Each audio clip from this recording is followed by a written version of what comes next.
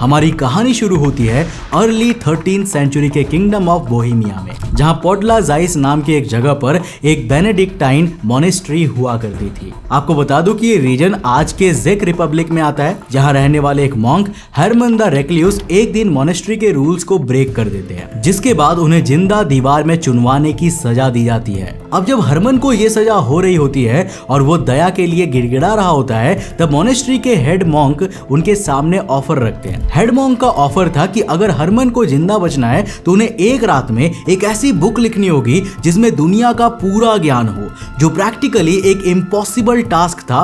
पर हरमन के सामने अपनी जान बचाने के लिए इसके अलावा कोई भी ऑप्शन नहीं था। जिसके बाद हरमन भी अपनी बुक लिखना शुरू कर देते हैं, लेकिन फिर आधी रात होने पर उसे यह समझ में आता है कि वो एक रात में तो बुक को कैसे भी कंप्लीट नहीं कर सकता। ऐसे में हरमन, जो पहले ही एक क्राइम कर चुका था, वो भगवान को नहीं बल्कि शैतान को याद करता है। कहते हैं कि हरमन ने उस रात लूसीफर को बुलाया और उससे बुक को कंप्लीट करने की रिक्वेस्ट की, और बदले में लूसीफर ने हरमन से उसकी आत्मा मांगी, जिसे एक्सचेंज करने के लिए हरमन रेडी हो गया। शैतान लूसीफर पूरी रात उस बुक को लिखता है और सुबह होने से पहले हरमन को वो बुक सौंप देता है, जिसके बदले वो हरमन की आत्मा लेता है और हरमन की भी मौत हो जाती है। सुबह जब हेड मॉन्क हरमन के पास पहुंचते हैं तो वो हैरान रह जाते हैं, क्योंकि हरमन के सामने 160 पाउंड्स यानी करीब 72 किलोग्राम भारी एक किताब रखी हुई थी, जिसके पेज कागज के नहीं बल्कि गाय के बछड़े और डोंकी के स्किन के बने हुए थे।